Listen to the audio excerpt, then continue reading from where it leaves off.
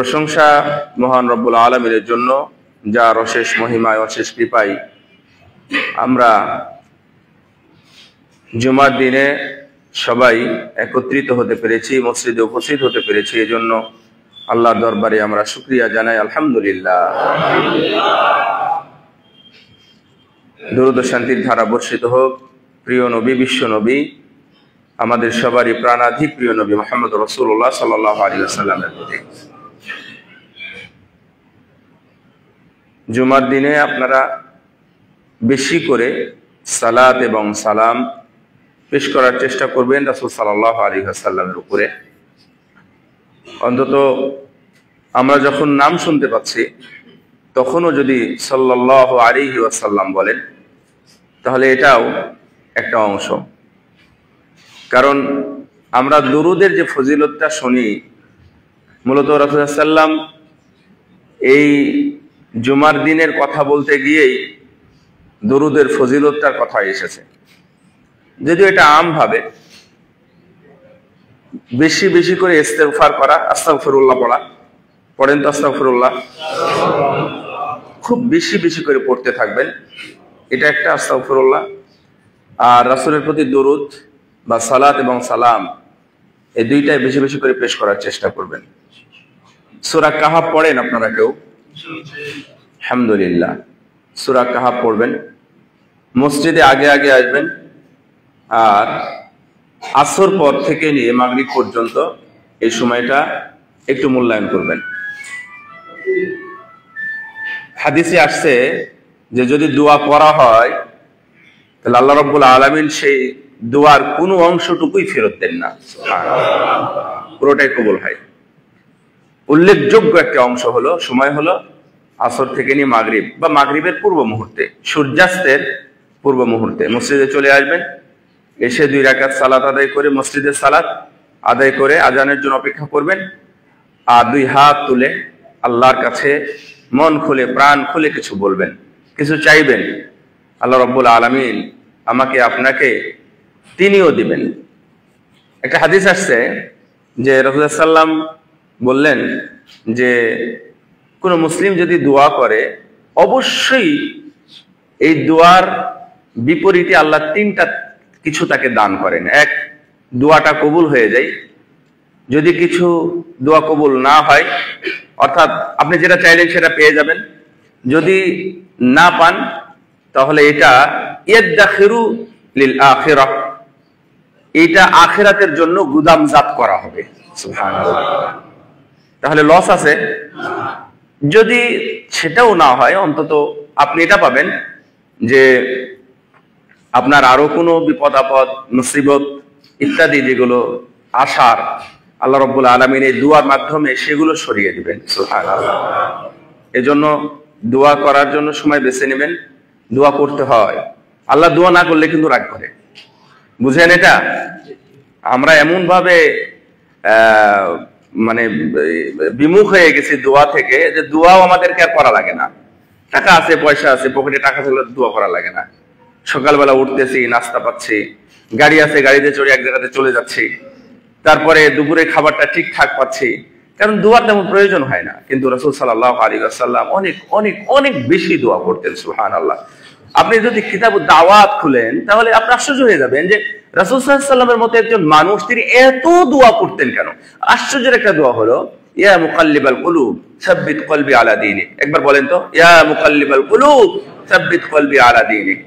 এইটা আসলে যদি আপনি দারুণভাবে চিন্তা করেন তাহলে এটা রাসূল সাল্লাল্লাহু আলাইহি ওয়াসাল্লামের সাথে যায় না। কেন যায় না বলতেছি? কারণ রাসূল সাল্লাল্লাহু আলাইহি ওয়াসাল্লামের পক্ষ থেকে, আল্লাহর পক্ষ থেকে তার ঘোষণা হয়ে গেছে তিনি কি জান্নাতে তিনি সর্বপ্রথম প্রবেশ করবেন। তার জন্য একটা আলাদা স্পেশাল জান্নাত তৈরি করা আছে। সুবহানাল্লাহ। তার সুপারিশ ছাড়া মানব জাতির কোনো মানুষ কিয়ামতের ময়দানে জান্নাতে যেতে পারবে না। এত কিছুর পরে এই দোয়াটা কি, হে আল্লাহ, তুমি আমাকে, আমার অন্তরের পরিবর্তনকারী মহান রব, তুমি আমাকে তোমার দ্বীনের উপরে অটুট রাখো। সুবহানাল্লাহ। এই দোয়া রাসূলুল্লাহ সাল্লাল্লাহু আলাইহি ওয়াসাল্লাম কেন পড়তেন? উনি ভয় পেতেন যে না জানি আমি কোনো সময় আমার পাপ পিছলে চলে যাই। কারণ অনেক নবী রাসূল তেমন হয়েছে, ছোটখাটো তাদের অপরাধ মানে গৃহীত আছে, তাদের অপরাধগুলো লিখিত আছে। রাসূল সাল্লাল্লাহু আলাইহি ওয়াসাল্লাম একেবারেই নিষ্পাপ, তার কোনো পাপ তাকে স্পর্শ করতে পারে নাই। সুবহানাল্লাহ। এই দোয়া পড়ার কারণে সুতরাং আপনি এমন কিছু হয়ে যান নাই যে দোয়া করতে হবে না। দোয়া মন ভরে প্রাণ ভরে লম্বা সময় দোয়া করবেন। আগে বেদাতি দোয়া হতো, ওগুলো বেদাত, পৃথিবীর সব বিদ্বান বেদাত বলেছেন। তাহলে ওর পিছনে পড়ে না থেকে আপনি নিজে নিজে একটা সময় বের করেন, আল্লাহর কাছে দোয়া করবেন ইনশাআল্লাহ। আজকে আল্লাহর প্রতি সুধারণা, এর উপরে কথা বলবো ইনশাআল্লাহ। আল্লাহর প্রতি সুধারণা মানে আপনার কি মনে হয় আপনি একজন তাওহীদপন্থী একজন মুসলিম? আপনি 5 ওয়াক্ত সালাত আদায় করেন, আদায় করার চেষ্টা করেন সেটা বলবো না, আদায় করেন। আপনি শিরক বিদআতও করেন না, আল্লাহর ফরজিয়াত আপনি ইনকার অস্বীকার করেন না, রাসূল সাল্লাল্লাহু আলাইহি ওয়াসাল্লামকে বা আল্লাহকে অপমান করেন না। তাহলে আপনার ধারণা কি আল্লাহ আপনাকে অপমান করবে? অপমান করবে? ইনশাআল্লাহ আল্লাহ রাব্বুল আলামিন আমাদেরকে অপমানিত করবেন না। সুবহানাল্লাহ। এটা হচ্ছে আল্লাহর ব্যাপারে সুধারণা। আমি যত বড়ই গুনাহগার হই না কেন, আল্লাহ হলেন গফফার, আল্লাহ হলেন গফুর, আল্লাহ হলেন তাওয়াব। তাওয়াব শব্দের অর্থ কি কেউ জানেন? তাওয়াব মানে হ্যাঁ, তওবা কবুলকারী। আরো সুন্দর অনুবাদ আছে, কে বলতে পারে? আরো সুন্দর অনুবাদ হলো বারবার তওবা গ্রহণকারী। সুবহানাল্লাহ। তার মানে একবার তওবা গ্রহণ করে না, এই জন্য আল্লাহর নামই হচ্ছে তাওয়াব। আবার দেখেন আল্লাহর নাম, আপনারা তো গফুর মানে জানেন, গফুর ক্ষমাশীল, এবং এই ক্ষমার কোনো মেয়াদ নাই, কোনো অন্ত নাই, কোনো পরিমাণ নাই, কোনো সময় নাই। উনি গফুর, গফুর, মৃত্যু পর্যন্ত আপনার এই নামটা আপনি স্মরণ করতে পারেন এবং তাকে গফুর বলে ডাক দিয়ে আল্লাহকে বলেন যে আল্লাহ তুমি আমাকে ক্ষমা করে দাও, আল্লাহ রাব্বুল আলামিন ক্ষমা করে দেবেন। আবার এটার চাইতে আরো উন্নত মানের আরেকটা নাম আছে, ওটা কি? গাফফার। আছে, নাম আছে না? আল্লাহর কাছে যদি গাফফার নাম, মানে এই গাফফার শব্দের অর্থ হলো ক্ষমাশীল, ঠিক আছে, তবে যিনি বারবার ক্ষমা করেন, অনেক বেশি বেশি ক্ষমা করেন, তার নাম হলো গাফফার। সুবহানাল্লাহ। তার মানে আপনি হয়তো হতাশা ফিল করতেছেন, হতাশায় ভুগতেছেন যে আল্লাহ রাব্বুল আলামিন মনে হয় আমাকে ক্ষমা করবেন না, কিন্তু আল্লাহ তার নাম রেখে দিয়েছেন গাফফার। তার গুণ হলো গাফফার, তার গুণ হলো তাওয়াব, যার গুণ হলো রহমান, যার গুণ হলো রহিম। তাহলে এত কিছু গুণে যিনি আছেন, তার কাছে কি হতাশা চলে? ইনশাআল্লাহ আমরা হতাশ না, হতাশ। আল্লাহ বলছেন ওয়ালা তাহিনু ওয়ালা তাহজানু ওয়া আনতুমুল আ'লাউন ইন কুনতুম মুমিনিন। হে মুমিন, তুমি যদি মুমিন হয়ে থাকো তাহলে তুমি চিন্তাও করো না, কোনো ভয়ও করো না। চিন্তাটা হলো দুনিয়া এবং আখিরাতে, কিন্তু এটা লেটে হয়। চিন্তাটা খুব গভীরভাবে এবং দেরিতে হয়, আর ভয়টা ইনস্ট্যান্ট, এখনই ভয়, এখনই ভয়। এইটাকে বলা হয় ভয়, অর্থাৎ মৃত্যুর সময় মানুষ ভয় পায়। আর আখিরাতের ব্যাপারে, পরকালের ব্যাপারে মানুষ চিন্তায় থাকে যে কি হবে না হবে। আল্লাহ রাব্বুল আলামিন সবগুলোই দূর করে দিয়েছেন। ইন্নাল্লাযীনা ক্বালু রাব্বুনাল্লাহ সুম্মা ইসতাকামু তাতানাজ্জালু আলাইহিমুল মালায়েকা আল্লা তাখাফু ওয়া লা তাহজানু ওয়াবশিরু বিল জান্নাতি আল্লাতী কুনতুম তুআদুন। যখন মানুষ মারা যায় তখন আল্লাহ রাব্বুল আলামিন ফেরেশতা পাঠান, ফেরেশতা এসে তাদের ঘাড়ে হাত দেয়, উপস্থিত হয়, উপস্থিত হয়ে বলে তোমরা না ঈমান এনেছো, তোমরা না আমানতু বিল্লাহ বলেছো, বলেন তো আমানতু বিল্লাহ। আবার বলেন আমানতু বিল্লাহ। এটা বললে ঈমান তাজা হয়। মাঝে মাঝে বলবেন, এটা বলবেন এবং কালেমা শাহাদাত বলবেন, তাহলে ঈমানটা আবার নবায়ন হবে, নতুন ভাবে আপনার ঈমানটা আপনার ভিতরে অন্তরে ঢুকবে। যদি আপনার কোনো শিরক হয়ে যায়, ঈমান দুর্বল হয়ে যায়, যদি ছোটখাটো রিয়া ঢুকে যায়, বলবেন সাথে সাথে আমানতু বিল্লাহ। আবার বলেন এই আমানতু বিল্লাহ বলে এর উপর যারা থেকেছে আল্লাহ রাব্বুল আলামিন তাদের জন্য ফেরেশতা নামিয়ে দিয়ে সে মৃত্যুর সময় বলতেছে লা তাখাফ, খবরদার ভয় পেও না, তুমি ভয় পেও না, আর আখিরাতের ব্যাপারে চিন্তাও করো না। আমরা এই যে তোমার সঙ্গী হলাম এখন থেকে নিয়ে কবর এবং কবর পর্যন্ত, কবর থেকে নিয়ে জান্নাত পর্যন্ত আমরা তোমাদের সাথেই থাকবো। সুবহানাল্লাহ। এই ধরনের একটা ঘোষণা যদি আপনি পান, সুবহানাল্লাহ, যদি এই ধরনের একটা ঘোষণা আপনাকে দুনিয়াতেই কোনো ডিসিএস এসে দেয়, কোনো মিনিস্টার এসে আপনাকে দেয়, তাহলে আপনি কেমন ফিল করবেন? আপনি একটু ভেবে দেখেন। কিন্তু বড় বড় মহান ফেরেশতা, হাদিসে আসছে মহান ফেরেশতার কথা, মানে জিবরিল, মিকাইল, ইসরাফিল, মালাকুল মাউত, এই ধরনের বা আল্লাহ রাব্বুল আলামিনের আরশ বহনকারী গুরুত্বপূর্ণ যে ফেরেশতাগুলো আছে, এই ফেরেশতাগুলো আপনার কাছে এসে বলবেন যে তুমি ভয় পেও না, চিন্তাও করো না, আমরা তোমাদের সাথে আছি। সুবহানাল্লাহ। এইটা হলো আল্লাহ রাব্বুল আলামিনের ব্যাপারে ভালো ধারণা পোষণ করা। আর একটু বলি, আল্লাহর ব্যাপারে ভালো ধারণা পোষণ করা, আপনি একটু ফিল করবেন, হ্যাঁ, নিজেকে খবরদার অহংকারী ভাববেন না, নিজেকে এমন ভাববেন না যে আমি অনেক কিছু করে ফেলেছি। আপনি এক রাকাত সালাত দিয়ে রাত পার করেন নাই। রাসূল সাল্লাল্লাহু আলাইহি ওয়াসাল্লাম উনি একটা আয়াত দিয়ে পুরো রাত জেগেছিলেন, আপনি অমর হন নাই। আবু বকর রাদিয়াল্লাহু তাআলা আনহু তার জীবনে সাক্ষাৎ কোন গুনাহ করেছেন কোন সাহাবী বলতে পারেন না, এবং উনিও নিজে কোনোদিন গুনাহ করেন নাই, আপনি ওই পর্যায়ে যান নাই। ওমর রাদিয়াল্লাহু তাআলা আনহু যার কাছ থেকে শয়তানি পালিয়ে যেত, ওসমান রাদিয়াল্লাহু তাআলা আনহু উনি অন্তত 7-8 বার জান্নাতের সুসংবাদ পেয়েছেন। আলী ইবনে আবি তালিব রাদিয়াল্লাহু তাআলা আনহু যার ব্যাপারে রাসূল সাল্লাল্লাহু আলাইহি ওয়াসাল্লাম বলেছেন এ হলো ইলমের শহর, ইলমের শহর, রাসূল সাল্লামের আপন চাচাতো ভাই, নিজের মেয়ের জামাতা, তাহলে তাদের মতো তো আপনি হন নাই। তাহলে অহংকার করার কিচ্ছু নেই, অহংকার করার কিছু নেই। জাস্ট একটু ফিলিংটা নিয়ে আসতেছি আমি। একটু ভাবেন তো যে আজকে আমি কোনো পাপ করি নাই, আমি কারো ক্ষতি করি নাই, কারো উপর জুলুম করি নাই, কাউকে অভিশাপ দিই নাই, কাউকে আমি গালি দিই নাই, ফজর সালাত জামাতের সাথে আদায় করেছি। কোন সালাতটা সর্বোত্তম কে বলতে পারে? আর না না, আমি একটাতে আছি, একটাই উত্তরটা কমপ্লিট হয় নাই।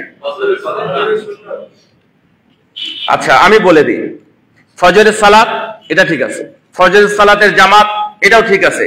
মনে রাখবেন, ফজরের সালাতের জুমার দিনের ফজরের সালাত জামাতের সাথে আদায় করা। সুবহানাল্লাহ। আজকে আপনারা যারা পড়েছেন তারা তো ভাগ্যবান, যারা এই জামাতের সাথে যারা পড়েন নাই, আমি মনে করি আপনাদের একটু হলেও কপাল পড়েছে। ভবিষ্যতে চেষ্টা করবেন সবাই, একটু মন ভরে বলেন তো ইনশাআল্লাহ জুমার দিনের ফজরের সালাত অবশ্যই জামাতের সাথে পড়বেন, যে কোনো ভাবে, যে কোনো স্থানে। যখন পারলেন না, সফরে আছেন, অন্তত যেখানে জামাত হচ্ছে সেখানে গিয়ে হাজির হন, সেখানে হাজিরা দিয়ে ফজরের সালাতটা জামাতের সাথে পড়বেন ইনশাআল্লাহ। আল্লাহ যেন আমাদের সবাইকে তৌফিক দান করেন, কারণ এই সালাতকে সর্বোত্তম সালাত বলা হয়েছে। তাহলে আপনি আজকে ফজরের সালাত জামাতের সাথে পড়েছেন, কোনো গুনাহ করেন নাই, ইত্যাদি ইত্যাদি, এগুলো কোনো কিছুই করেন নাই, তাহলে আল্লাহর ব্যাপারে আপনার ধারণা কি? এখন যদি আপনি দুনিয়া থেকে চলে যান, তাহলে আল্লাহ আপনাকে কি গ্রেফতার করবে? ইনশাআল্লাহ না, ইনশাআল্লাহ গ্রেফতার করবে না। আপনারা এই ভালো ধারণাটা নিয়ে থাকবেন। তারপরেও আমি আপনাকে 5টা জায়গার কথা বলবো যে মানুষের উচিত এই 5টা জায়গায় আল্লাহর ব্যাপারে খুব ভালো ধারণা রাখা, আল্লাহর ব্যাপারে খুব ভালো ধারণা রাখা। আমরা আসলে অনেক কিছুই জানি না। আমরা সৌদির কাছ থেকে একটা ভাষা শুনতাম, আল্লাহ করিম। এটা হয়তো অনেকেই শুনেছেন, আল্লাহ করিম। আল্লাহ কারিম মানে কি জানেন? আল্লাহ কারিম মানে হচ্ছে আল্লাহ মহান দাতা। তার মানে আপনার যত প্রয়োজন, যতটুকু প্রয়োজন, যত সময়ের প্রয়োজন, যা কিছু প্রয়োজন, আপনি যদি জেনে থাকেন আল্লাহ কারিম, তাহলে আল্লাহ রাব্বুল আলামিন আপনার সব চাহিদাই পূরণ করার ক্ষমতা রাখেন। সুবহানাল্লাহ। এটা হলো কারিম। এই বিশ্বাস হয়ে গেল, আমি বাসটা পেলাম না, তো যদি আরবিরা হয় তাহলে দাঁড়িয়ে দাঁড়িয়ে বলবে আল্লাহ কারিম, আল্লাহ হয়তো আবার কিছু দিবেন। আপনার এক সন্ধ্যা খাবার নাই, তাহলে আল্লাহকে বলেন বা এটাই বলেন যে আল্লাহ কারিম, আল্লাহ মহান দাতা। সুতরাং এই বিষয়গুলো যখন আমার মাথায় থাকবে, তখন মানুষ আসলেই চিন্তিত হবে না, দুঃখিত হবে না, এবং নিরাশাও তার মধ্যে থাকবে না, কোনোভাবে নিরাশা নাই। রাসূল সাল্লাল্লাহু আলাইহি ওয়াসাল্লাম বলছেন উমর ইবনে খাত্তাব রাদিয়াল্লাহু তাআলা আনহুকে, লাউ আন্নাকুম তাতাওয়াক্কালুনা আলা আল্লাহি হাক্কা তাওয়াক্কুলিহি লারাযাকাকুম কামা ইয়ারযুকুত তায়রা তাগদু খিমাসা ওয়া তারুহু বিতানা। শোনো সাহাবীরা, তোমরা যদি আল্লাহর উপর ভরসা করার মতো ভরসা করতে পারো, যেমন ভরসা করা উচিত তেমন ভরসা করো, যদি করতে পারো, তাহলে অবশ্যই আল্লাহ তোমার রিজিকের ব্যবস্থা করে দিবেন। আমাদের ভরসা আর কয়জনের উপরে? টাকার উপরে। টাকার উপরে আমরা বেশি ভরসা করি, মানুষের উপরে ভরসা করি, ক্ষমতার উপরে ভরসা করি, অথবা কেন্দ্রীয় কোন নেতৃত্বের উপরে আমরা ভরসা করি। আল্লাহর উপরে ভরসা কোথায়? অ্যাক্সিডেন্ট হয়েছে, আগেই চলে যাচ্ছেন মানুষের কাছে, আগেই চলে যাচ্ছেন রিক্সাওয়ালার কাছে, আগেই চলে যাচ্ছেন টাকাওয়ালার কাছে, আগেই চলে যাচ্ছেন ডাক্তার বাড়ির কাছে। আরে ডাক্তার বাড়িতে অনেক দূরে আছে। মহান আল্লাহ আপনার ডান এই যে এখানে অতীন আছে, অতীন মানে হচ্ছে একটা রগ, যেটা এখানে মানুষকে মারলে যদি জোরে মারেন, এবং ডান ঘাড়ে আছে, জোরে মারেন, যদি আপনি গলা কাটতে গিয়ে এই পাশে না কেটে এই পাশে কাটেন, তাহলে এটাতে লাগলে, বন্ধ হলে অথবা কেটে গেলে মানুষ মারা যায়, নিশ্চিত তার মৃত্যু হয়। এই পাশে আছে। আল্লাহ রাব্বুল আলামিন যে বলছেন যে আমি মানুষের এর চেয়েও বেশি কাছে আমি আছি। সুবহানাল্লাহ। আপনি আল্লাহকে ভুলে গেলেন কেন? আল্লাহকে ডাকলেন না কেন? আল্লাহর কাছে আগে সাহায্য চান। আমি এই বিষয়ের উপরেই কথা বলবো। আরেকটা হাদিস বলি, আবু হুরায়রা রাদিয়াল্লাহু তাআলা আনহু বলছেন, রাসূল সাল্লাল্লাহু আলাইহি ওয়াসাল্লাম বলছেন, মহান আল্লাহ বলেন, মহান আল্লাহ মানে এটা হাদিসে কুদসি, আল্লাহ রাব্বুল আলামিন বলছেন, যেই বান্দা আমার ব্যাপারে সুধারণা রাখে আমি সেই বান্দার কাছাকাছি থাকি। সুবহানাল্লাহ। আপনাদের কি ভালো ধারণা, কি ভালো না খারাপ? সত্যি সত্যি তো ইনশাআল্লাহ। যদি সত্যি ধারণা থাকে তাহলে মহান আল্লাহ দূরে না কাছে? অবশ্যই কাছে। তাহলে যে কোনো বিপদ আপদে প্রথমে দেখবেন এবং বাঁচাবেন, রক্ষা করবেন কে? আল্লাহ। এটা যদি আপনার থেকে থাকে তাহলে ইনশাআল্লাহ আপনি অর্ধেক সুস্থ হয়ে গেছেন বা অর্ধেক বিপদ মুক্ত হয়ে গেছেন। 2 নাম্বার, আল্লাহ আরো খোলাখুলি বলেছেন যে আনা মাহু ইযা যাকারানি, যদি বান্দা আমাকে স্মরণ করে তাহলে মনে রেখো আমি তার সাথেই আছি। সুবহানাল্লাহ। আপনি আল্লাহকে স্মরণ করবেন বেশি বেশি। আল্লাহু আকবার বলেন। 2 নাম্বার, আল্লাহ আরো খুলে বলছেন ফাইন যাকারানি ফি নাফসিহি, যদি মনে মনে স্মরণ করে তাহলে মহান আল্লাহ আমি তাকে মনে মনে স্মরণ করি। সুবহানাল্লাহ। ওয়া ইন যাকারানি ফি মালাইন, যদি সে কোনো বৈঠকে আল্লাহকে স্মরণ করে, যদি কোনো জায়গা থেকে আল্লাহকে স্মরণ করে, এই ধরনের মজলিসে আল্লাহকে স্মরণ করে, তাহলে আমি আল্লাহ এর চাইতে আরো উত্তম এবং মহা মজলিসে আমি তার কথা স্মরণ করি। আল্লাহ। আপনি একটু খেয়াল করেন, আপনি আব্দুল্লাহ, আপনি মুকাররম, আপনি মাহবুব, যে কোনো মানুষ হন না কেন, আপনি আল্লাহকে স্মরণ করছেন যে আল্লাহু আকবার, আল্লাহ আমার জন্য কত কি করেছেন, কি এটা আল্লাহকে স্মরণ নয়? তাহলে আল্লাহ রাব্বুল আলামিন আপনার নাম তো এখানে উচ্চারণ হচ্ছে না, কিন্তু আল্লাহ রাব্বুল আলামিন স্বয়ং স্মরণ করছেন এর চাইতে উত্তম এবং এর চাইতে বড় মজলিসে স্মরণ করছেন। আল্লাহু আকবার। আল্লাহ রাব্বুল আলামিন আরো বলছেন, যদি আমাকে সে স্মরণ করে, যে সে যদি আমার কাছে এগিয়ে আসে, তাহলে আমি আল্লাহ রাব্বুল আলামিন আমি আরো বেশি কাছে এগিয়ে যাই। যদি বান্দা আমার কাছে 1 বিঘত আসে, তাহলে আমি 1 হাত 1 গজ চলে যাই। ও যদি আমার কাছে 1 গজ এগিয়ে আসে, তাহলে আমি তার কাছে কয়েক বাহু এগিয়ে যাই, মানে খুব দ্রুত চলে যাই, কাছে চলে যাই। আর ও যদি আমার কাছে হেঁটে হেঁটে আসে, তাহলে আমি আল্লাহ হামাগুড়ি দেওয়ার মতো খুব দ্রুত চলে আসি। সুবহানাল্লাহ। আমাদের আশার কতটুকু হতে পারে। এই জন্যই আল্লাহ রাব্বুল আলামিনকে স্মরণ করবেন যেমন ভাবে স্মরণ করা উচিত। আল্লাহ রাব্বুল আলামিন, রাসূল সাল্লাল্লাহু আলাইহি সাল্লাম বলছেন যে বান্দা যদি আল্লাহর উপর ভরসা করে তাহলে তার রিজিকের ব্যবস্থা হয়ে যায়। যেমন প্রতিটা পাখি সকালে ঘুম থেকে উঠে খালি পেটে চলে যায়, ও জানে না কোথায় খাবে, কি খাবে, তার জন্য রান্না করা নাই, তার জন্য কোনো আবাদ করা নাই, তার জন্য কোনো ঘর তৈরি করা নাই, তার জন্য কোনো কিছু প্রস্তুত করা নাই, তার জন্য কেউ মাঠে কিছু বুনেও রাখে নাই, সব নিজের জন্যই তো বুনেছে, নিজের জন্যই লাগিয়েছে। কিন্তু পাখিরা জানে না যে আমাদের জন্য কি আছে। আল্লাহ রাব্বুল আলামিন এই কোটি কোটি বিলিয়ন বিলিয়ন পাখির খাবার ব্যবস্থা করে দেন। সুবহানাল্লাহ। ওদের ব্যবস্থা যদি হয়, দুনিয়াতে মানুষের তুলনায় পাখির সংখ্যা 3 গুণ। মানুষ যদি কত 700 কোটি না 800 কোটি প্রায়, যদি 800 কোটি হয় তাহলে আপনি ধরে নেন যে 2000 পা 2400 কোটির বেশি পাখি আছে। তো আমি যদি 100 কোটি বাড়িতে লালিত পালিত কথা ধরি, তাহলে বাকি পাখিগুলোর খাবারের ব্যবস্থা করেন কে? সুবহানাল্লাহ। তাহলে এটা হচ্ছে আল্লাহর উপর ধারণা, আল্লাহর উপর ভরসা। তো আমরা 5টা জায়গার কথা আপনাদেরকে বলবো। এই 5টা জায়গা একটু স্মরণ রাখবেন, আল্লাহকে বেশি বেশি, যেন মৃত্যু পরেও আমাদের আর কোনো সমস্যা না হয়। বিপদে পড়লে আল্লাহ রাব্বুল আলামিন যেন আমাদেরকে সহজ করে দেন, দারিদ্রতায় যেন আল্লাহ আমাদেরকে হেফাজত করেন। 1 নাম্বার, মৃত্যুর সময় আল্লাহর ব্যাপারে ভালো ধারণা রাখবেন, কারণ এটা হচ্ছে সর্বোচ্চ জায়গা। এর ব্যাপারে কখনো মনে করবেন না যে আল্লাহ মনে আমাকে ধরবে। একদিন আনাস রাদিয়াল্লাহু তাআলা আনহু বলছেন যে দাখালা নবী সাল্লাল্লাহু আলাইহি ওয়াসাল্লাম আলা শাবিন ওয়া হুয়া ফিল মাউত। রাসূলুল্লাহ সাল্লাল্লাহু আলাইহি ওয়াসাল্লাম একটা যুবকের কাছে গেলেন একদিন। খুব চমৎকার কথাটা, একটু কান দিয়ে শুনবেন। যুবকের কাছে গেলেন যখন সে মারা যাচ্ছে, আমরা এটাকে বলি বাংলা ভাষায় মুমূর্ষু অবস্থায়, তাই না? মুমূর্ষু অবস্থায় ওয়া হুয়া ফিল মাউত, সে মারা যাচ্ছে। রাসূলুল্লাহ সাল্লাল্লাহু আলাইহি ওয়াসাল্লাম তার কাছে গিয়ে বললেন যে কাইফা তাজিদুক, তুমি এখন কেমন অনুভব করতেছো বা কেমন লাগতেছে তোমার? তখন সে বলল, সেই সাহাবী এবং যুবক বলল, আল্লাহি ইয়া রাসূলুল্লাহ ইন্নী আখাফুল্লাহ, ইন্নী আরজুল্লাহ ওয়া আখাফু মিন যুনুবি। আমার এখন ভালোই লাগতেছে এবং আমি মনে করছি যে আল্লাহ আমাকে ভালো কিছুই দিবেন, এটা আমার ধারণা। ওয়া আখাফু যুনুবি, কিন্তু আমার গুনার ব্যাপারে আমি ভয় পাচ্ছি। গুনাহ আছে, গুনাহ নাই আমাদের? আমরা যেমন ভালো ধারণা করতেছি, কিন্তু এটা তো সত্য, আমাদের বিশাল বহর আছে গুনাহ। তো সাহাবী বলছেন যে আনা আরজুল্লাহ, আমি আল্লাহর কাছে ভালো কিছু আশা করছি, কিন্তু ওয়া আখাফু যুনুবি, কিন্তু আমার গুনাহর কারণে আমি ভয় পাচ্ছি।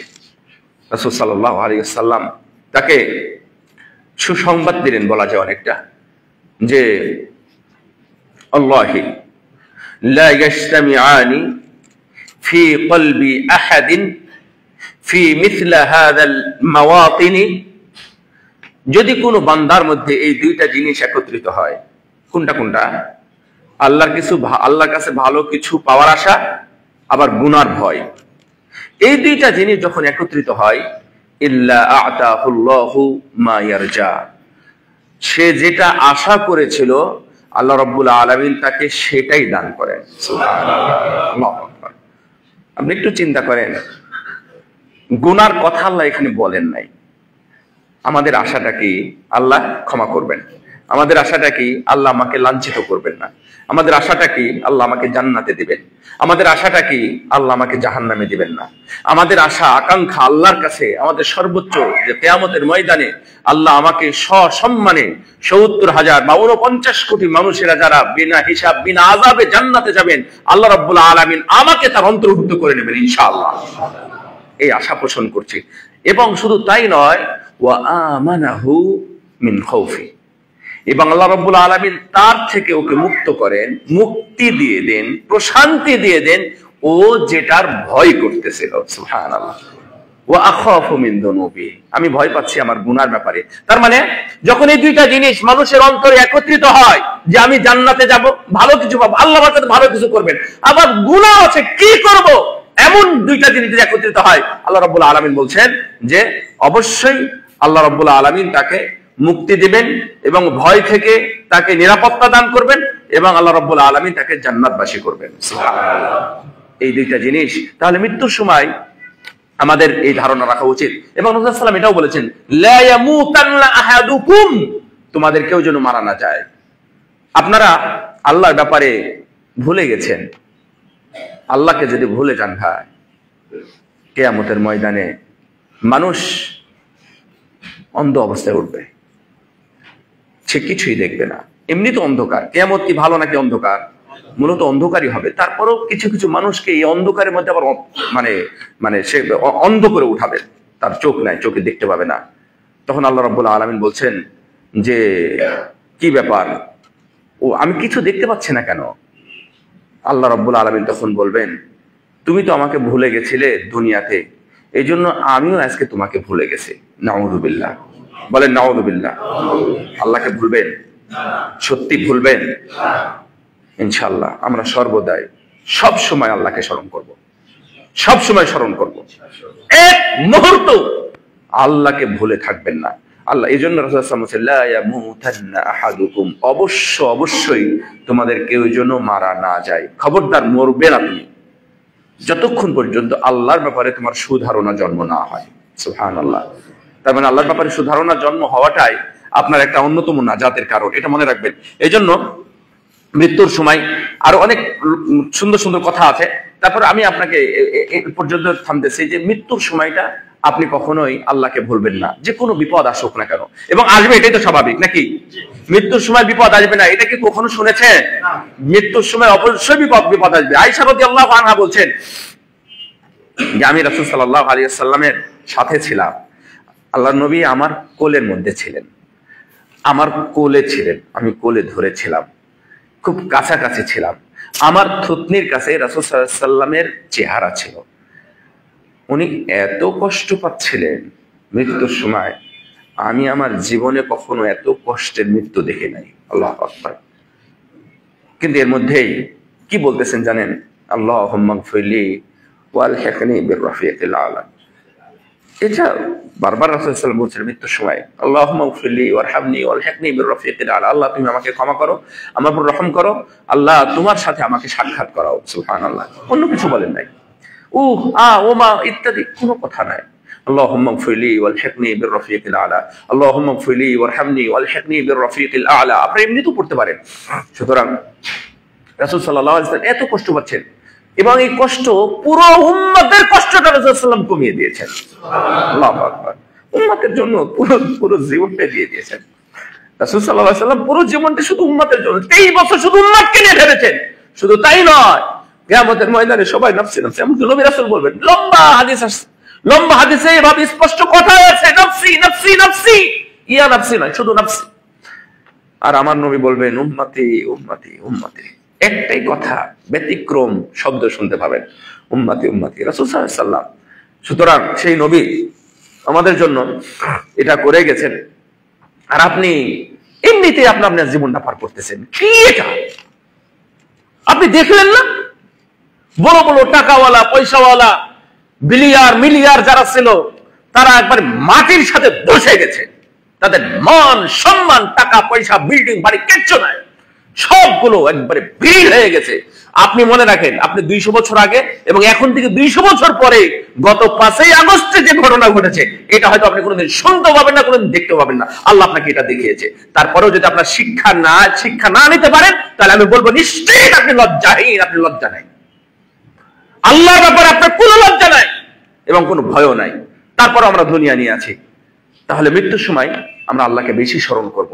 আল্লাহ যেন আমাদেরকে তৌফিক দান করেন। আল্লাহ যেন আমাদেরকে ঈমানের সাথে মৃত্যু বরণ করার তৌফিক দান করেন। আমিন। মন থেকে আল্লাহর কাছে দোয়াগুলো পড়বেন। একটা দোয়া, আল্লাহুম্মা ইন্নী আসআলুকা, বলেন তো, হুসনাল খাতিমা। আল্লাহুম্মা ইন্নী আসআলুকা হুসনাল খাতিমা। হুসনা মানে সুন্দর, খাতিমা মানে হচ্ছে শেষ, মানে আল্লাহর কাছে শেষটা চাওয়া। এমনকি শেষ জায়গায় আপনি এটা পড়তে পারবেন, আল্লাহুম্মা ইন্নী আসআলুকা। এটা তো মুখস্থ সবাই, তাই না? আল্লাহুম্মা ইন্নী আসআলুকা, এটা মুখস্থ। তারপরে সুন্দর ছোট্ট দোয়া ইমাম সাহেবের কাছে শিখে নেবেন প্রয়োজনে, হুসনাল খাতিমা। হুসনাল খাতিমা কঠিন এটা আল্লাহর কাছে, মানে আল্লাহ আমি তোমার কাছে শেষটা সুন্দর চাই। শেষটা কি চাই? আল্লাহর কাছে বলেন একবার, আল্লাহ আমি তোমার কাছে শেষটা সুন্দর চাই। আমিন। আল্লাহ যেন আমাদের শেষটা সুন্দর করেন। 2 নাম্বার,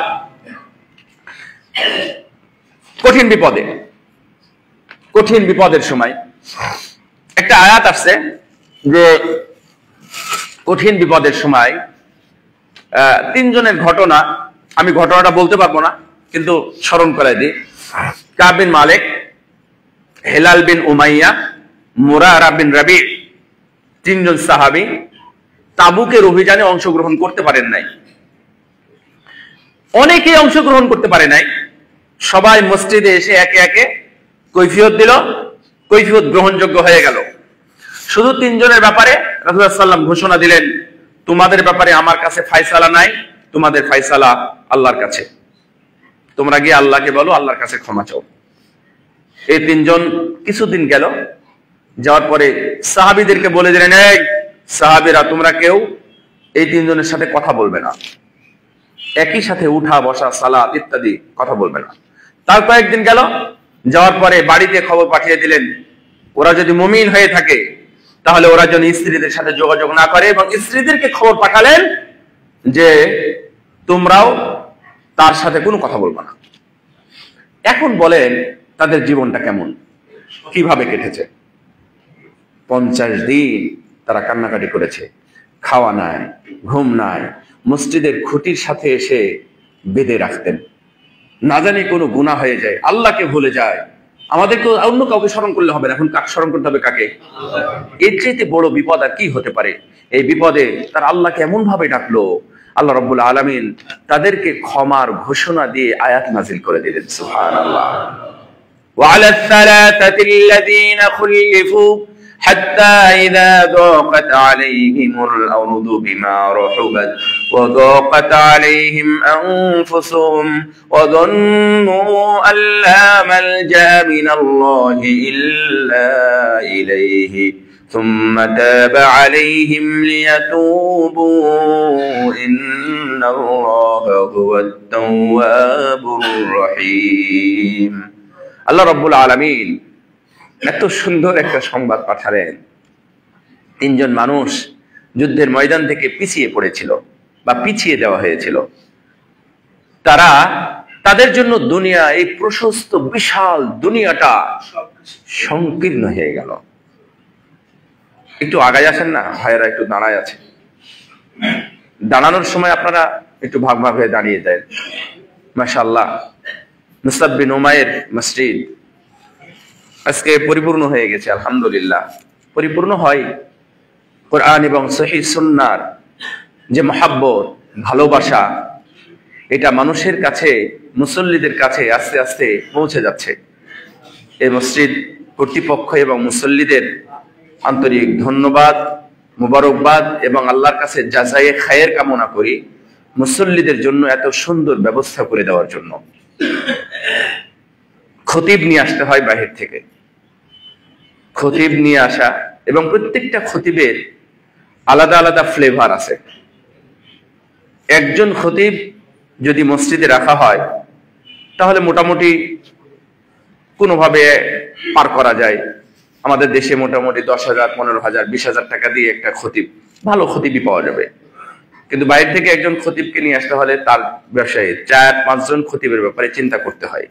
কর্তৃপক্ষ তাদের পক্ষ থেকে আপনাদের সহযোগিতায় এই ব্যবস্থাটা করতেছে, এবং বিভিন্নভাবে মানুষ তারা আজকে বুঝতে পেরেছে যে কোরআন এবং সহিহ সুন্নাহ ভিত্তিক মন ভরে প্রাণ ভরে আল্লাহর জন্য আমি 2 রাকাত সালাতে 4টা সেজদা দেওয়ার মতো এই বেড়াতে সুন্দর একটি জায়গা, আলহামদুলিল্লাহ, এবং উপযুক্ত জায়গা। এই জন্য আলহামদুলিল্লাহ কথাটা মনে আসলো হঠাৎ করে।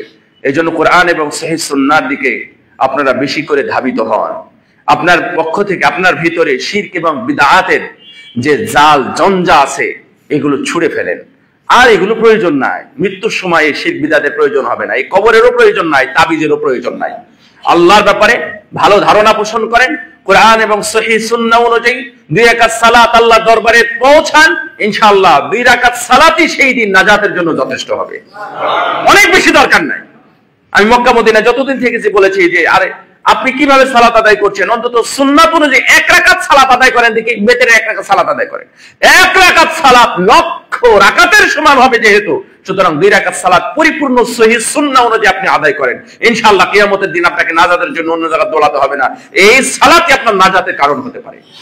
আমিও আপনাদেরকে বলবো, আমরা যারা জানি না, আমরা আগে অনেক কিছু করতাম, ইলম ছিল না।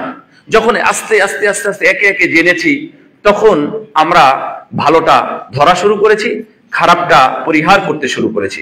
আপনাদের মানসিকতা কেমন না?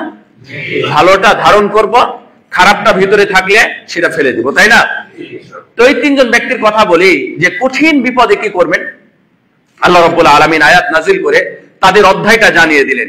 ওয়াযাল্লু আল্লা মালজা মিনাল্লাহি ইল্লা ইলাইহি, যখন তারা ধারণা পোষণ করলো আল্লাহ ছাড়া আমাদের আর কোন আশ্রয়স্থল নাই, সুবহানাল্লাহ, একমাত্র আশ্রয় কোথায়? আল্লাহ। কে? এইটা যখন তারা মনে প্রাণে বিশ্বাস করলো, আল্লাহ রাব্বুল আলামিন ঠিক তখনই তাদের তওবা কবুল করে নিলেন। সুবহানাল্লাহ। তাহলে কঠিন বিপদের সময় দেখেন, ইয়া বানি ইয়াযহাবু ফাতাহাসসাসু মিন ইউসুফ ওয়া আখি ওয়া লা তাইআসু মির রাউহিল্লাহি ইল্লা আল কওমুল কাফিরুন। ইয়াকুব আলাইহিস সালাম যার ব্যাপারে এত সুন্দর কথা শুনেছিলেন এবং যার ব্যাপারে নবী হওয়ার আশঙ্কা করেছিলেন, পৃথিবীর সবচেয়ে মানে দ্বিতীয় সুন্দর মানুষ বলা হয় ইউসুফ আলাইহিস সালাম, তিনি হারিয়ে গেছেন। তিনি হারিয়ে তো গেলেন, শেষমেশ দ্বিতীয় ছেলেটাকেও তিনি হারালেন। যখন হারিয়ে দিলেন তখন তার 10 সন্তানকে বললেন, আমার সন্তান, তোমরা কেউ আল্লাহর ব্যাপারে নিরাশ হয়ো না, আল্লাহর ব্যাপারে নিরাশ হয়ো না। নিরাশ হয় কারা? কাফেরেরা। কাফেরেরা নিরাশ হয়। সুতরাং তোমরা ইউসুফ এবং তার ভাইকে খোঁজার জন্য বেরিয়ে যাও, কারণ নিরাশ হয় মাত্র কাফের, তোমরা খোঁজার কেউ নিরাশ হবে না। অবশ্যই আল্লাহ রাব্বুল আলামিন ব্যবস্থা করবেন। এবং তথ্য নেন, ইউসুফ আলাইহিস সালাম যখন হারিয়ে গেলেন তখন ইয়াকুব আলাইহিস সালাম কান্নাকাটি করছিলেন না? করেছিলেন, কান্নাকাটি করেছিলেন। কান্নাকাটি করে কি হয়েছিল? চোখ অন্ধ হয়ে গেছিল। তারপর ইউসুফ আলাইহিস সালামের জামার গন্ধে, এটা মুজিজা, ওনারা নবী রাসূল, মুজিজা এটাই ছিল। ইউসুফ আলাইহিস সালামের জামা যখন চোখে ধরলেন সঙ্গে সঙ্গে সেটা ফিরে আসলো। আল্লাহু আকবার, সুবহানাল্লাহ। চোখ ফিরে আসলো। তাকে জিজ্ঞাসা করা হয়েছিল, ইউসুফ একটা সন্তান, ও মারা গেছে অথবা বাগে খেয়ে ফেলেছে বা হারিয়ে গেছে, তাহলে আপনি এত কান্না করলেন কেন? কান্না করে করে আপনি চোখটা নষ্ট করে ফেললেন, চোখ অন্ধ করে ফেললেন কেন? তাহলে সন্তানের শোক আপনার কাছে কি এতই বড় ছিল? তো জবাবটা শোনেন কোন দিকে। তো ইয়াকুব আলাইহিস সালাম বলেছিলেন, আমার সন্তান মারা গেছে অথবা হারিয়ে গেছে বা চিরদিনের জন্য বিদায় নিয়ে চলে গেছে, আমি এই জন্য কান্না করি নাই। আমি মূলত কান্না করেছিলাম যে আমার সন্তান সে কোনোভাবে পথভ্রষ্ট হয়ে যায় কিনা। সুবহানাল্লাহ। এই ভয়ে আমি কান্না করেছিলাম। কান্না করতে করতে, কারণ নবীর সন্তান পথভ্রষ্ট হয়ে যাবে, আল্লাহর কাছে আমি কি জবাব দেব? আমার কোনো অবহেলা আছে? আর আপনার সন্তানকে কিভাবে লালন পালন করেন? সব সুবিধা, সব ফ্যাসিলিটি দিয়ে আপনি তাকে অমানুষের মতো তৈরি করতেছেন, তাকে কাফেরের দেশে ঢুকিয়ে দিচ্ছেন, অথবা তাকে ওই এমন জায়গাতে রাখতেছেন যেখানে সালাত নাই, সিয়াম নাই ইত্যাদি। আর ইয়াকুব আলাইহিস সালাম শুধু কান্নাই করেছেন, চোখ অন্ধ করেছেন, কারণ আমি ভয় পাচ্ছি আমার সন্তান হয়তো পথভ্রষ্ট হয়ে যেতে পারে, এই ভয়ে আমি কান্না করেছিলাম। যাই হোক, আমি কঠিন বিপদে স্মরণ করবেন কাকে? এটা শুধু মৌখিক ভাবে বলবেন না। তারপরে 3 নাম্বার, দারিদ্রতায়। এটা খুব সহজ কথা যে দারিদ্রতে আমরা আল্লাহকে স্মরণ করব। একটা হাদিস শুনেন, রাসূল সাল্লাল্লাহু আলাইহি ওয়াসাল্লাম বলছেন, মান নাসালা বিহি ফাকাতুন, যখন কোনো মানুষের উপরে দারিদ্রতা চাপে বা দারিদ্রতা নেমে আসে, তখন আনজালা বিহান নাস, তখন এই মানুষটা টাকার জন্য কোথায় যায়? মসজিদে যায় না আল্লাহর কাছে যায় না মানুষের কাছে যায়? এটা কিন্তু হাদিস অনুবাদ করতে শুনে রাখেন। রাসূল সাল্লাল্লাহু আলাইহি ওয়াসাল্লাম বলছেন যে মানুষ বিপদে হুট করে মানুষের কাছে চলে যায়। আপনি বলছেন কানা কমিনান আল্লাহ ইয়াসুদ্দা হাজাতাহু ওয়া ফাকাতা, তাহলে মনে রেখো, ধরে রাখো, ম্যাক্সিমাম এটাই, ম্যাক্সিমাম এটা হাদিস অনুবাদ করছি, আপনারা ভুল বুঝবেন না যে আমি বাণী অনুবাদ করছি।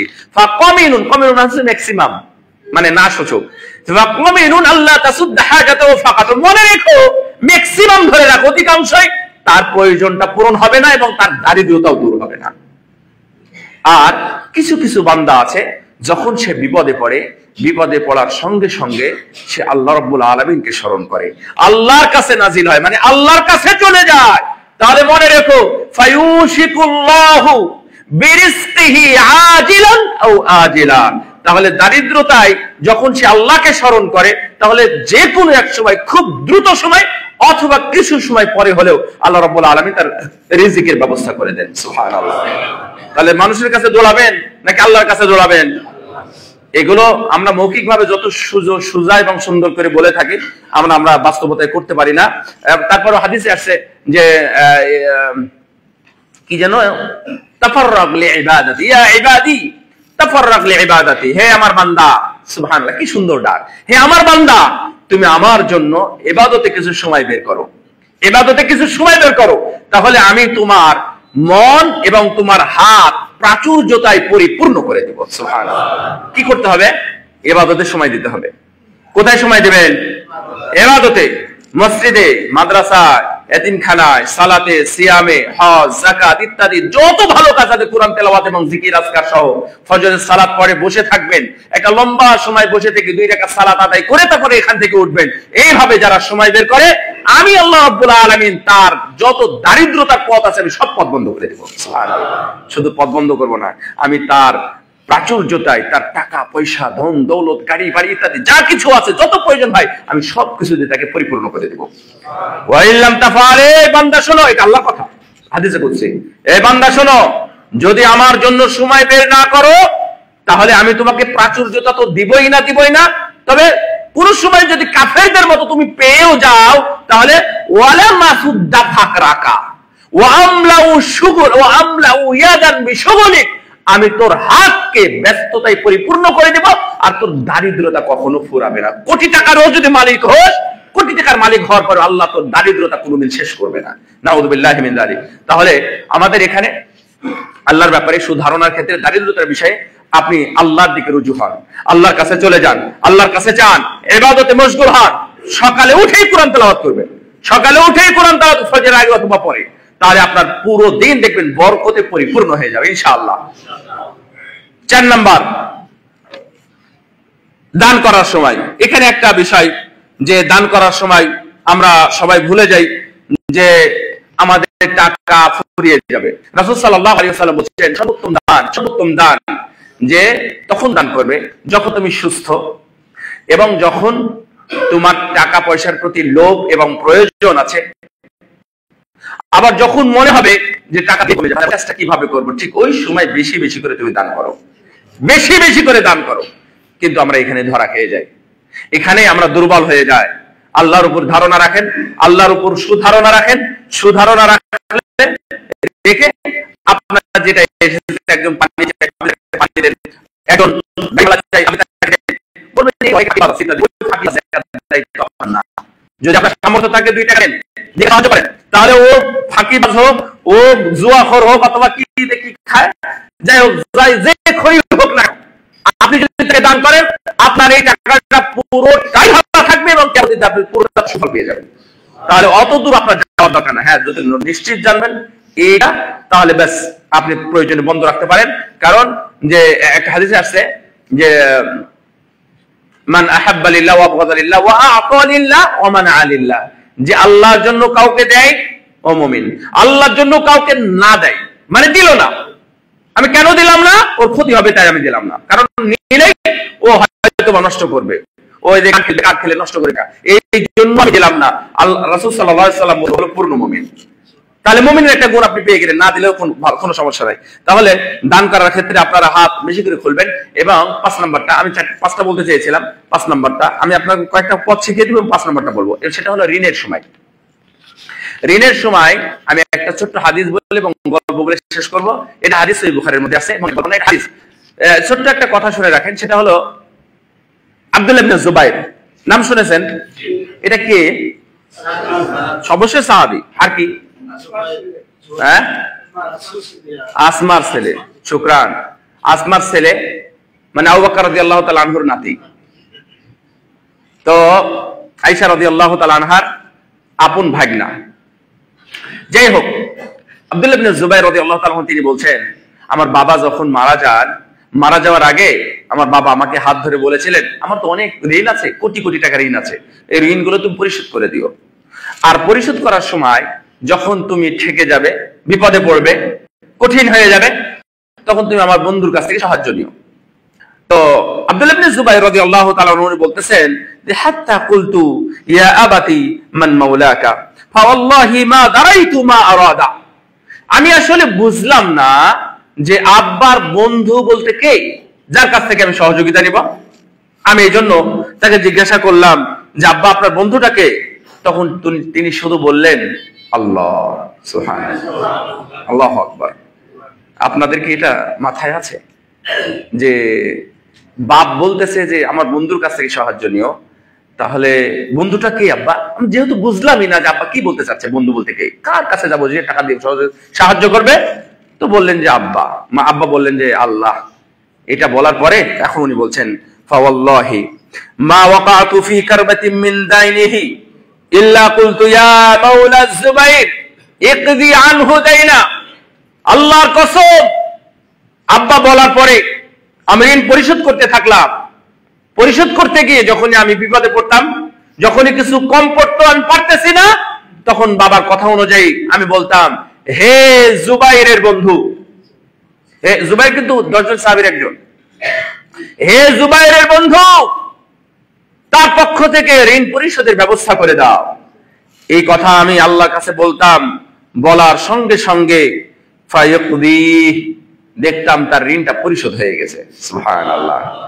যারা ঋণে জর্জরিত হয়ে আছেন, হতাশা ফিল করতেছেন, খবরদার হতাশ হবেন না। মুমিনদের কাজ হতাশা নয়। মুমিনদের দুইটাই তো সুন্দর। আল্লাহ নবী বলছেন হাজাবান লি আমরিল মুমিন, আমি আশ্চর্য হই মুমিনদের ব্যাপারে, আশ্চর্য হই মুমিনদের ব্যাপারে যে আল আমরু ইন্নাল আমরা কুল্লাহু খায়র, তার সবই ভালো। মুমিনদের কি সবই ভালো। ফাইন আসাবাতহু সাররা, যদি ভালো কিছু পায় তাহলে আলহামদুলিল্লাহ বলে, বলে তো আলহামদুলিল্লাহ। আর যখন আলহামদুলিল্লাহ বলে, আল্লাহ তার সম্পদ কমাই দেন না বাড়াই দেন? সুবহানাল্লাহ। ওয়াইন আসাবাতহু দাররা, যদি কোনো বিপদ আপদ আসে, কমে যায়, উড়ে যায়, ডুবে যায়, এই ধরনের কোনো মুসিবত আসে, তখন কি করে? ধৈর্য ধারণ করে। কি করে?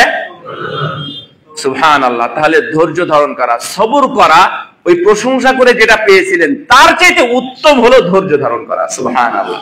তাহলে মুমিনদের জন্য কি কোনোটা ভালো খারাপ আছে না? সবই ভালো, সবই ভালো যদি আপনি মুমিন হতে পারেন। এই জন্যই আমি আপনাদেরকে বলবো, ঋণ হয়েছে তাতে কি হয়েছে? আপনি এখন মারাও যেতে পারেন, দেখবেন কেউ একজন এসে দায়িত্ব নিয়ে নিবে। তবে অস্বাভাবিক ঋণ করবেন না। লোন নেবেন, এই করবেন, সেই করবেন, কোটি টাকার লোন নেবেন, আপনার কোটি টাকার মালিক থাকতে হবে, আপনার মালিকানা থাকতে হবে, আপনার জমি জায়গা বিল্ডিং ইত্যাদি থাকতে হবে, তারপর আপনি কোটি টাকা ঋণ নেন। আর সুদি কারবারে খবরদার যাবেন না। সুদি কারবারে যাবেন তা আল্লাহ আপনার ওই সুদ দিয়ে আপনার এই অর্থটা ধ্বংস করে দিবে। এটা আল্লাহর বাণী, এটা কিছু বলার নেই। আপনি যতই বাহাদুরি হন, বাহাদুর হলেও কিছু করার নেই, আপনার ওই টাকা এসে এই টাকাকে ধ্বংস করে দেবে। এই জন্য সাবধান, সুদ ভিত্তিক ঋণ নেবেন না এবং আহামরি ঋণ নেবেন না। আর ঋণ সাধারণত করা হয় কিসের কারণে? শেখ বিন বাজ রাহিমাহুল্লাহকে জিজ্ঞাসা করা হচ্ছে যে শেখ বলেন তো, আমি ব্যবসার জন্য ঋণ নিব আর আমি বিলাসিতার জন্য ঋণ নিব, এই দুইটার মধ্যে কোনো পার্থক্য আছে? তখন উনি আপনাদের হতাশ করে দিয়ে উনি উত্তর দিচ্ছেন, না, এই দুইটার মধ্যে কোনোই তফাৎ নাই, একই। তার মানে আপনি টাকা পয়সা দিয়ে ব্যবসা বাণিজ্য করে তো আপনি বিলাসিতাই করবেন, তাহলে আহামরি ঋণ আপনি নিতে গেলেন কেন? আর ওইটা আর এসে ঋণ নিয়ে এসে বসে বসে টাকা দিয়ে খাওয়া, ভিজিয়ে খাওয়া, ওই দুইটা একই জিনিস। সুতরাং এই ব্যবসার নামে কোটি টাকা ঋণ নিয়ে আপনি অত বাহাদুরি দেখাবেন না। আমি কয়েকটা কথা বলে শেষ করে দেব। সেটা হলো, আমি তো 5টা বললাম।